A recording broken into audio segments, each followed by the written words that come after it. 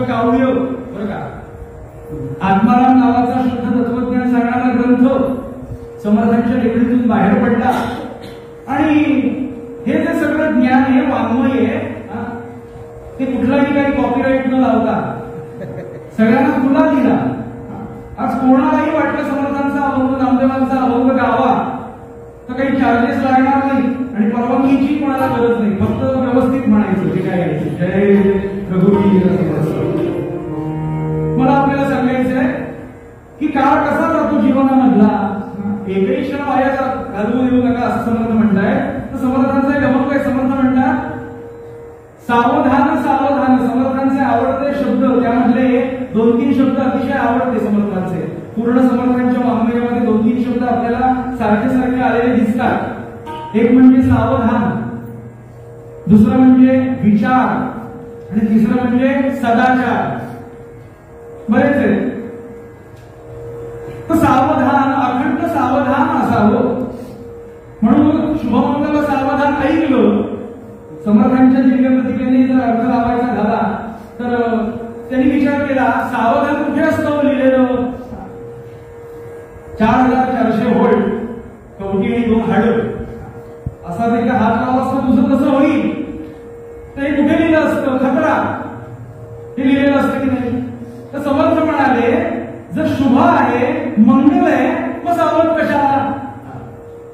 मग सावध कशाला? पण समर्थांच्या दिव्य प्रतिकेने अर्थ समर्थांनी लावला की म्हणाले, आत्ता जर सावध झाला तर शुभ आणि मंगल आहे. जय जय. त्याचं काय ते आपण बघतो, मला तर अनुभव नाही, पण तुम्हाला तरी आहे. जय मला आपल्याला सांगायचं आहे की शुभमंगल सावधान ऐकलं आणि समर्थ निघाले.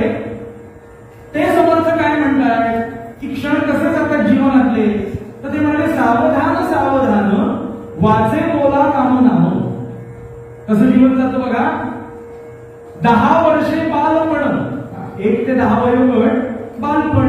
म्हणजे समर्थांना अपेक्षितच नाही की 1 ते 10 वयोगटामध्ये काही परमार्थ घडेल.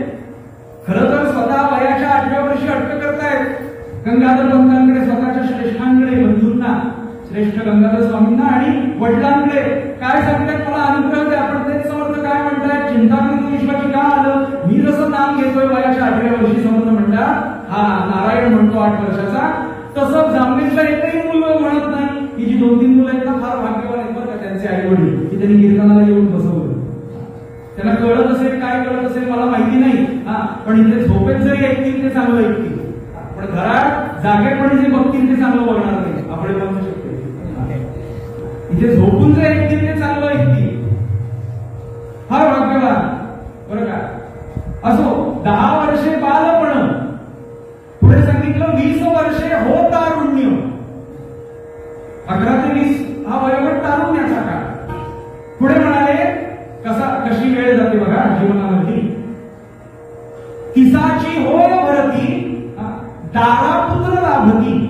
अर्थ सांगण्याची गरज नाही. दारा म्हणजे पत्नी, स्त्री. लग्न होतं, विवाह होतो आणि दारा पुत्र लाभती, एका दुसरं मुलबाळ झालेलं असतं. 21 ते 30 वयोगट. पुढे म्हणाले 40 वर्ष होती, डोळाचेही क्षिती येते. जास्त वर्णन करत नाही. आता लहानपणी बघा, लहान मुलं इकडून तिकडून धावतात, शक्ती असते त्यांच्यामध्ये. जशी भगवंताने जन्मात शक्ती दिली ना, तशी आता वय जसं पुढे सरत सरत जातं, तसं तुमच्याच प्रारब्ध कर्माप्रमाणे ती शक्ती आता हळूहळू काढून द्यायला सुरुवात होते. कोणाला डोळ्यांचे विकार, कोणाला कानांचे विकार, कोणाला अजून कसले विकार जागे होतात. पुढे म्हणाले 50 वर्षे होती, श्याम केस शुभ्र होती. काळे केस पांढरे होतात. पण काही जण त्याच्या पुढचे, तो समर्थांच्या पुढचे, समर्थांची क्षमा मागून सांगतो, पुन्हा त्याला क्षमोदरी गोदरेश लावतात ते माणसं. पुढे म्हणाले, साठीची बुद्धी नाठी. 10 चरणांचा आहे. साठीची बुद्धी नाठी, हातात घ्यावी काठी. 70ची होय गणना, उठता बैसवेना, बैसता उठवेना. आज चांगली परिस्थिती झाली काय की आमच्याकडे सभागृहामध्ये मुंबई पुण्याला कीर्तन काही महोत्सव असतात, खुर्च्या ठेवतात. मी म्हणतो आयोजकांना धन्यवाद द्या. उठता बैसवेला हे टिंगल नाही बरं का, टीका नाहीये, पण समर्थांनी वास्तव सांगितलंय बरं का. टीका काय करणार, सगळ्यांनाच त्याच्यातून जायचंय. पुढे म्हणाले 80 वर्ष होती, अजूनही वाटतंय काहीतरी जीवनात करावं, अजूनही माझी काही इच्छा बाकी राहिली असं वयाच्या 80व्या वर्षी वाटतं.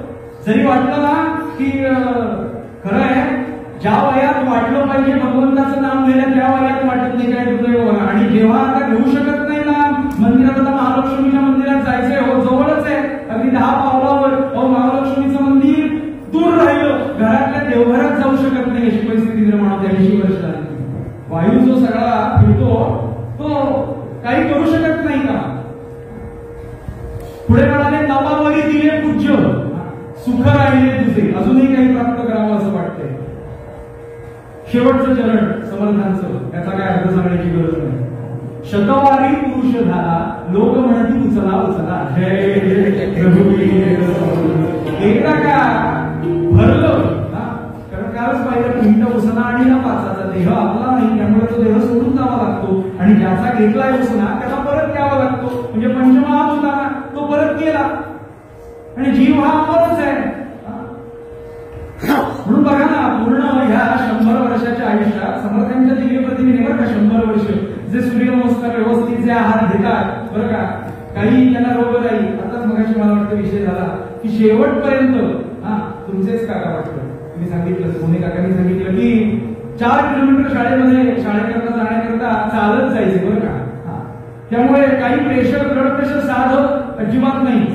अगदी मला आपल्याला सांगायचं आहे की आसक्ती कशी असते, जन्मतःच ते मरेपर्यंत जे काही त्याचं आयुष्य असेल 60, 70, 80, 90, 100 वर्षाचं, जे उत्तम जेव्हा आहार आणि सगळं जे पाळतात ना जीवनामध्ये, ते भरपूर वर्ष जगतात. समर्थ स्वतः 80च्या वर जगले. समर्थांचे शिष्य तंजावरचे दीन स्वामी तंजावरकर हे 90 पर्यंत जगले.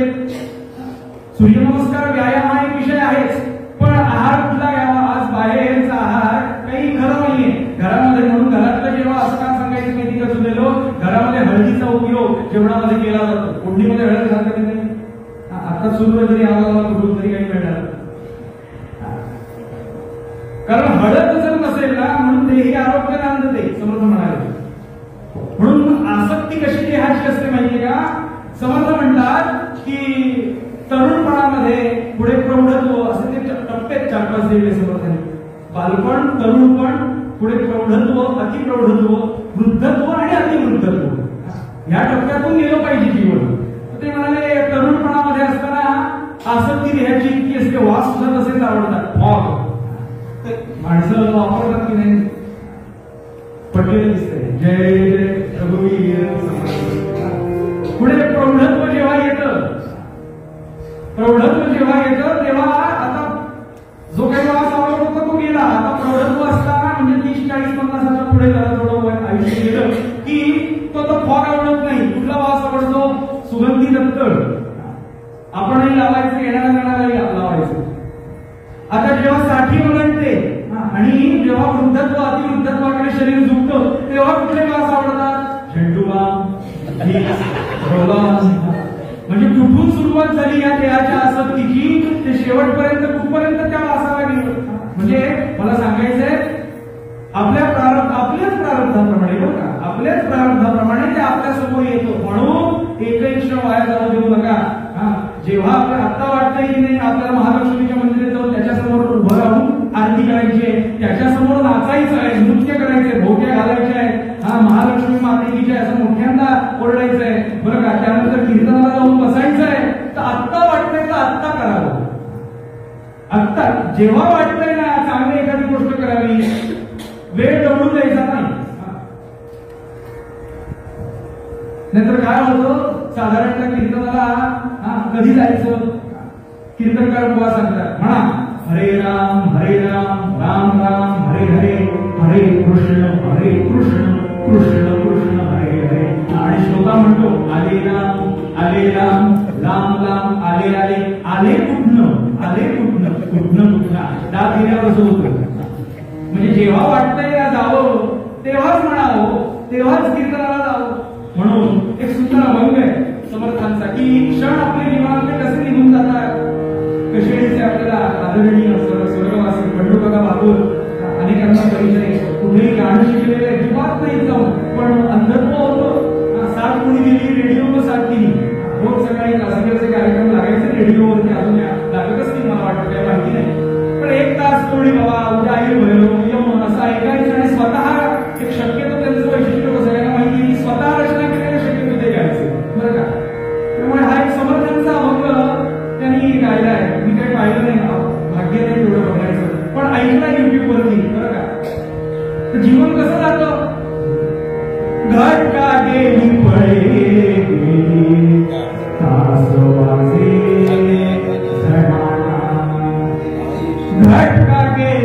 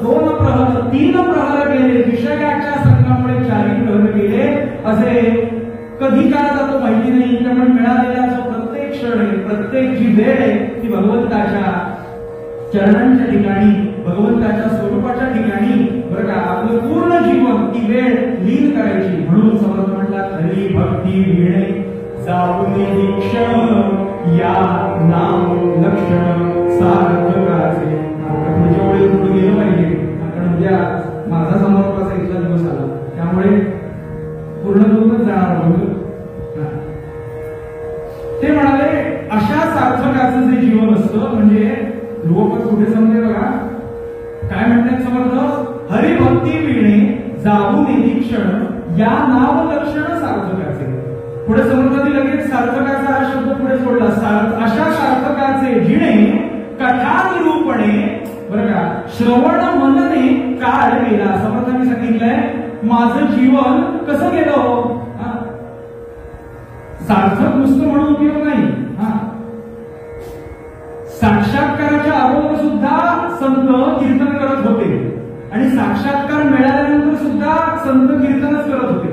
आता साक्षात्कार मला झालाय म्हणजे आत्मदर्शन मला झालंय, भगवंताचं दर्शन झालंय, सद्गुरूंनी तत्वमसी अहम ब्रह्मास्मी या वाक्याचा बोध झालाय. आता काय गरज आहे कीर्तनाची, आता काय गरज आहे श्रवणाची. म्हणून शब्द काय वापरलाय बघा ना समर्थांनी, माझं जीवन कसं गेलं. सार्थकाचे जिणे कथा निरूपणे, भगवंताची कथा भगवंताचं निरूपण समर्थ करतायत. तुकोबांचीच आपण कीर्तन काढून पाहिजे. दोन प्रकारची कीर्तन असतात श्रोते हो. साक्षात्कार म्हणजे भगवंताचा अनुभव येण्याकरता करायची केलेली कीर्तन जशी आपली बरं का कलियुगाची, भगवंताचा काही अनुभव नाही आलेला आपल्याला, दर्शन नाही झालेलं, पण त्याच्या अगोदरची कीर्तन ती सुद्धा कीर्तनच. तुकोबांनी अशी कीर्तन केली आहेत, पण साक्षात्कार मिळाल्यानंतर सुद्धा कीर्तन केली आहे. म्हणून दोन प्रकारची कीर्तन, साक्षात्कार मिळायच्या अगोदरची केलेली कीर्तन आणि साक्षात्कार मिळाल्यानंतर केलेली कीर्तन.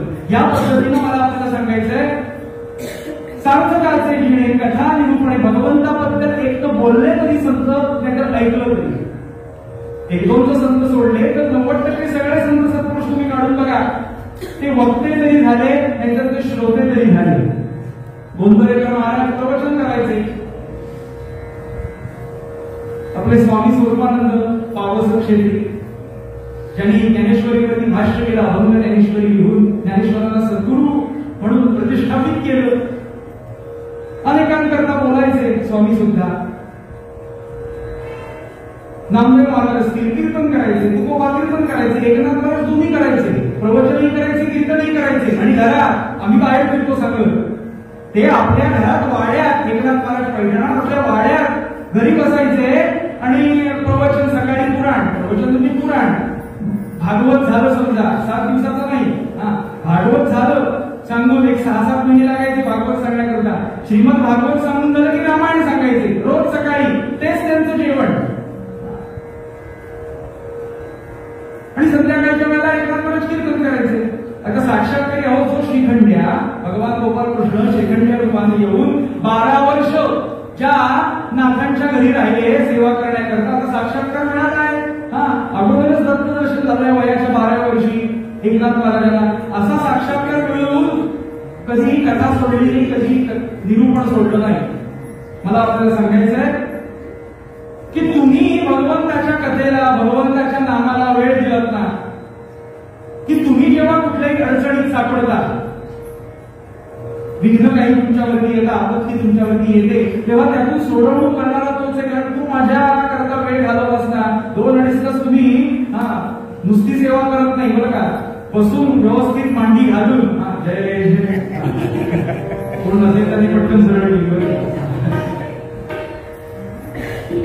व्यवस्थित मांडी घालून आपण ते आसन सिद्ध करून कीर्तन ऐकता. आणि ते सगळ्या आमचे गुरुजी बोलतात, ते म्हणाले नुसतं ऐकत बसत नाही, तो दुसऱ्याच ऐकत बसतात. माणसाला दुसऱ्याचं ऐकायला आवडत नाही. मी काय म्हणतो ते बघा, तुम्ही काय सांगता असं वाटतं माणसाला, तर दुसऱ्याचं ऐकत बसता.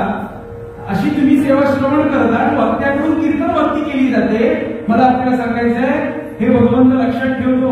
म्हणून भगवान म्हटला जो मेरे नाम पर मैं उसके काम पर, जो माझं जे नाम घेतो मी घेतो, माझ्या सदादेवाची जिथे देह त्याचा, देवाच्या कार्यात जो झिजवतो देह त्याच्याकरता मी देह झिजवायला येतो. हे पुढचं झालं. पण अगदी सोपं सांगतो, निर्माल्यातली काळीपेटीतली काळी समजा खाली पडली निर्मालन येत असताना, आणि समजा तुम्ही ती उचलली, आता काळीपेटीतली काळी उचलायची म्हणजे देह झुकल्याशिवाय वाकल्याशिवाय ती काही उचलली जाणार आहे का?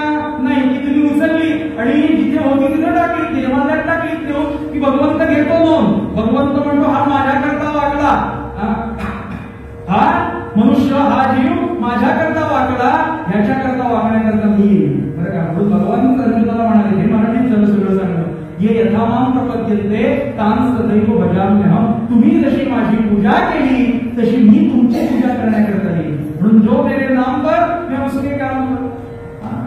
म्हणून कथा कीर्तनामध्ये संत सत्पुरुषांनी साक्षात्कार मिळाल्यानंतर सुद्धा वेळ दिलाय. म्हणून समर्थ म्हणतात ना, सार्थकाचे जिणे कथा निरूपणे श्रवण मनने काळ गेला. पूर्वी असायचं असं, मगाशी विषय झाला, आजी आजोबांनी यांनी आपण कीर्तनाला बसलाय, त्यांनी मुलींनी तुम्हाला सवय लावली, अशीच सवय नाही झाली, अशीच आवड निर्माण नाही झालेली. तर असायचं रोज डायनिंग टेबलवर बसलं की आज काय सांगितलं, काल काय सांगितलं बुवानी कीर्तनामध्ये, याची रामाची गोष्ट सांगितली, कृष्णाची गोष्ट सांगितली. म्हणजे अजूनही श्रवण मनने काळ गेला. आणि तुम्ही अशा प्रकारे काळ जर दिलात ना, काळ जर असा तुम्ही घालवलात ना भगवंताच्या या सगळ्या कथेमध्ये, तर तो तुमच्या कामाला कसा उपयोगी पडतो दृष्टांत देतो. म्हणजे कळेल. चोखामेळ्यांचं वास्तव्य पंढरपुरामध्ये होतं. चोखामेळ्यांचं काम काय, अख्खं पंढरपूर स्वच्छ करून, म्हणजे आज ज्याला आपण महानगरपालिका काही सगळं म्हणतो कर्मचारी, तसं चोखामेळ्यांकडे काम काय होतं, पंढरपूर स्वच्छ करायचं, चंद्रभागा स्वच्छ करायची, हे त्यांच्याकडे काम होतं. त्यांचे अनेक जण आधी मित्र.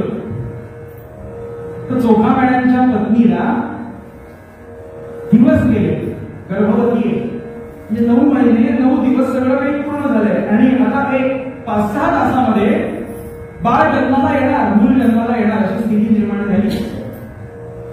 चोखामेळा, आता इथे काही बोलत बसत नाही जात काय नाही काय, पण असं असताना कोणी जायचं नाही त्यांच्याकडे. सुईट सुद्धा जी जायची ती जायची नाही, नको. तर काय करायचं, वेदना असह्य व्हायला लागल्या. आणि चोखामेळ्यांना त्यांच्या पत्नीनं सांगितलं, अहो ना तुमच्या बहिणीला बोलावता का, नंदीला बोलवता का? बोलावतो म्हणाले. कुठे राहत होती त्यांची बहीण, चंद्रभागेच्या अलीकडे चोखामेळांचं घर होतं श्रोते, मध्ये चंद्रभागा आणि चंद्रभागेच्या पलीकडे पंढरपूर, पांडुरंगाचं मंदिर आणि त्याच्या आसपासच चोखामेळांची बहीण राहायची. जातो म्हणे आत्ता जातो आणि घेऊन येतो बहिणीला म्हणून चोखामेळा निघाले. पोहत पोहत निघाले तेव्हा काही होडी नाही, नाव नाही, होडी नाही, नाव नाही आणि पंढरपुरात आले. पंढरपुरात आले आणि आता 10-15 मिनिटं लागली येण्याकरता. आले आणि आता आपण सांगूया बहिणीला की हो बहीण जाईल आणि जे काय असेल ते करेल, पुढचा सगळा प्रसंग जो येतो. ते इतक्यात झालं काय, संध्याकाळचे वाजवले 7-7:30 संध्याकाळची वेळ म्हणजे नामदेव महाराजांचं कीर्तन पांडुरंगाच्या समोर. पांडुरंगाच्या समोर म्हणजे हे कसं म्हणायचं, पांडुरंग नाचायचं म्हणून तसं नामदेवांचं कीर्तन पांडुरंगाच्या समोर व्हायचं नाही. याचं कारण जी जागा आहे, आपण पंढरपूरला गेली ती छोटी आहे नामदेवांच्या कीर्तनाच्या दृष्टीने, मोहकमच्या दृष्टीने भरपूर झाली. पण नामदेवांच्या कीर्तनाच्या पद्धतीप्रमाणे ती जागा अतिशय कमी का श्रोत्याला बसायला जागा नाही म्हणून नामदेवांनी वाळवंटात दिलं कीर्तन. बरं का, लोक म्हणायचे तेव्हा स्वतःला विचारलं तेव्हाही होते म्हणणारे राहू कीर्तन म्हणजे मंदिरात पाहिजे, देवाच्या समोर पाहिजे. त्यावर नामदेवांचं उत्तर आहे त्याला ऐकायचं असेल तर तो वाढली, कारण कशामुळे उरलायचं नाही. शेवटी संतांच्या मुखातून उपनिषद निघतात, फक्त ती सामान्य प्रकारे निघतात. संस्कृत सगळ्यांना कळत नाही बरं का, संस्कृत सगळ्यांनी शंकराचार्य आहे पण सगळ्यांना कळत नाही हे पंडिती सगळं, म्हणून ते सामान्य प्रमाणे बोलतात की त्यालाच ऐकायचं तो बाहेर येईल. या पद्धतीनं असं नामदेवांचं कीर्तन सुरू झालं. जय जय राम कृष्ण हरे राजा राम, जय जय राम कृष्ण हरे राजा राम, हरे जय राम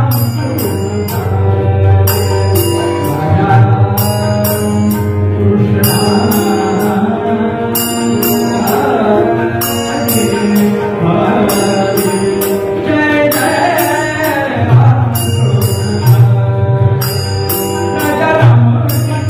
राम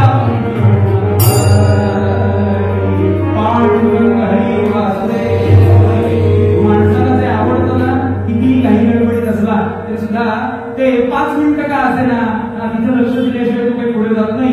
चोखामेळा साक्षात्कारी महापुरुष चोखामेळाने विचार केला आपल्या पत्नीला वेदना होत आहे, आपण बहिणीला निरोप सांगायला आलोय पण नामदेवांचं कीर्तन सुरू झालंय, जरा आपण बसूया पाठीमागे. गर्दी इतकी अगदी पाठीमागे बसले वाळवंटातच बरं का, ओढेताना आलेले चंद्रभागेच्या नदीतून बसले. 10 मिनिटात उठूया असं वाटलं. 10 मिनिटं गेली, 15 मिनिटं गेली, अर्धा तास गेला, 1 तास झाला, 1.5 तास झाला, 2 तास झाले, 2.5 तास झाले, 3 तास झाले, 3.5 तास झाले, रात्रीचे 11 वाजले. विसरले चोखामेळा मी कशा करता आलोय, चोखामेळा विसरले मी कशा करता आलोय.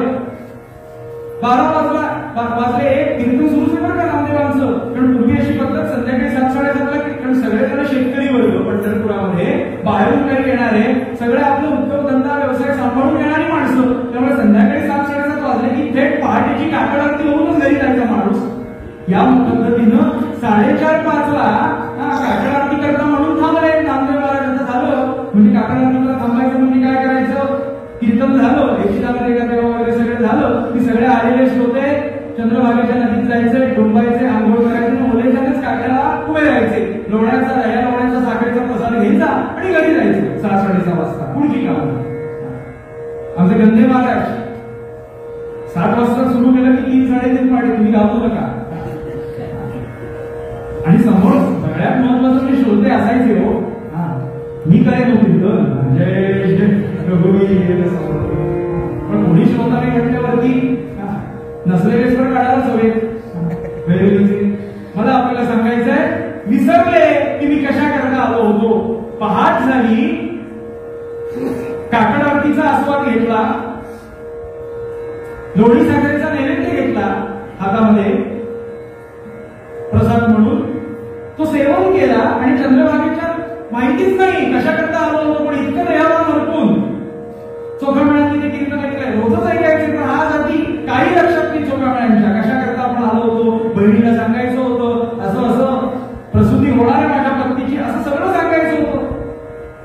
आले, घरी आले. आता बाळाचा आवाज ऐकल्यावर तरी कळायला पाहिजे होतं की नाही? बाळाचा आवाज ऐकल्यावर तरी कळायला पाहिजे होतं. काही नाही. चोखामेळाला पाहिलं आणि पत्नी म्हणाली, अहो बघा बाळ बघा किती छान झालंय पांडुरंगाच्या कृपेनं. नुसतं बघितलं इतके मुरलेले हो. खूप छान आहे, छान आहे हो म्हणून परत तसंच खाली ठेवलं. असे होते बरं का संतांना. ज्यांना आपण पाहिलं नाही, पण आमच्या गुरुजींनी भाऊसाहेब शेवाळकर अचलपूरचे मध्यंतरी त्यांच्या घरी मला जायला मिळालं कीर्तनाला गोपाळ करायच्या निमित्तानं बरं का. राम शेवाळकर त्यांचे वडील बरं का. राम शेवाळकर नाव अनेकांनी ऐकलं असेल. नागपूर त्यांचं गाव हे अचलपूर, विदर्भ, अमरावतीवर 1 तासभर अंतरावर 40-50 किलोमीटरवर. ते भाऊसाहेब शेवाळकरांचं कीर्तन कसं होतं आमचे कुबेरभाऊ सांगतात. कुबेरभाऊचं वय 24-25 माझ्या वयाचेच होते. तुम्हाला म्हणाले आम्ही असे खाली बसायचो आणि भाऊसाहेब शेवाळकर सांगायचे की इतकं मुरलेलं कीर्तन, इतकी आवड त्या देवाची भगवंताची, चोखामेळ्याचं मुरलं किती. त्याकरता मी हे सांगते तुम्हाला, म्हणजे दृष्टांत मी सांगतोय आपल्याला. त्यांचं कीर्तन इतकं मुरलेलं की एखादा मुद्दा झाला की अगोदर बुवांना सांगून ठेवायचं की कुबेरबाबा की समजा एक मुद्दा मी परत जर सांगितला ना तर माझ्या फक्त पायाला हात लाव बरं का. पायाला हात लाव जेणेकरून मला कळेल की हा मुद्दा झाला सांगून. हे प्रमाण मिळून झालं. आता दुसरं नवीन प्रमाण द्यायचं. बुवा म्हणायला मला भीती वाटायची हो की त्यांच्या पायाला हात लावायचा. आणि हे पण इतके दयाळू होते श्रोते हो बुवा भाऊसाहेब शेवाळकर. एक मुद्दा परत सांगणं, परत आला की पायाला हात लावायचा, ह्याचा ते विस्मरणात नव्हते गेले बरं का. आपली कथा आपल्याही लक्षात राहू नये असं ते कीर्तन होतं. काय म्हणलं का? आपलं केलेलं कर्म आपल्याही लक्षात राहू नये. मी आज केलेलं कीर्तन मी स्वतः विसरलं पाहिजे. जर मला असं वाटत असेल उद्या पेपरला बातमी आली पाहिजे तर ते कीर्तन नाही. असं विस्मरणात गेलेला मुद्दा असं मला असे मुरले काही लक्षात नाही. कोणाचं बाळ काय छान आहे म्हणून ठेवलं. पत्नी बोलायला अहो लक्ष कुठे तुमचं? तुम्ही बहिणीला पाठवलं ना गेल्या गेल्या. इतकं का प्रेमाची जाहिरात करायची असते बहिणी समोर? काही कळे ना त्या काय बोलते पत्नी ती. तुम्ही बहीण तुमच्या बहिणीचा तुमच्या हात असा आहे इतका गोड आहे की नाळ कापली हे कळलं सुद्धा नाही. नाळ कापली नाळ तोडली हे कळलं सुद्धा नाही. आता एकदम भानावरती आले. मी कुठे सांगितलंय बहिणीला माझ्या की जा आणि असा सगळा प्रसंग येतो. कुठे बहीण कुठे माझी? अहो हे सगळं प्रसूती सगळं झालं रात्री 11:30-12 वाजता आणि हे सगळे बाळणपणाचे कपडे ती तुमची बहीण बाहेर धुतीये आणि वाळत घालतीये पाठच्या पडवी असं म्हणून धावत धावत ते चोखामेळा निघाले. ते कोण होतो बाहेर उभं? रुक्मिणी देवी उभ्या होत्या बरं का. भगवान पांडुरंग आणि रुक्मिणी देवी उभ्या होत्या श्रोते हो. साष्टांग नमस्कार घातला चोखामेळ्यांनी सांगितलं आमच्या विडाळाचे कपडे धुतलेस कुठे पाप फेडू कुठे पाप फेडू. ह्याला काय म्हणतात? दृष्टांत समजा. त्याला काय म्हणतात? जो मेरे नाम पर मैं उसके काम कर. तुम्ही कशात होतात बसलेले चोखामेळा? तुम्ही माझ्या कीर्तनात बसलेले होता. मग तुमचं वाटलेलं प्रपंचातलं काम ते पूर्ण करण्याची जबाबदारी माझी. असंही काय वेळा होतं 2-2.5 आपण कीर्तनात असतात आणि अतिशय महत्वाचं काम आपलं राहिलेलं असतं ते सगळं डोक्यात कायम असतं. पण कधी ते पूर्ण होतं असे असतील अनेकांना अनुभव नाही असं नाही. ते पूर्ण होतं ते कळत नाही. म्हणून समर्थ म्हणतात सार्थकाचे जिणे कथा निरूपणे तेच तो कायम ऐकत असतो चोखामेळ्यांप्रमाणे. आणि श्रवण मनने काळ गेला. आता भगवंतापर्यंत जर पोहोचायचं असेल तर 2 प्रकारच्या भक्ती असे 9 प्रकार आहेत भक्तीचे. नवविधा भक्ती. पण ती नवविधा भक्ती 2 प्रकारे करता येते. असा करू उद्या विचार. 2 प्रकारे म्हणजे आपल्याकडे माहिती एक सकाम भक्ती दुसरी निष्काम भक्ती.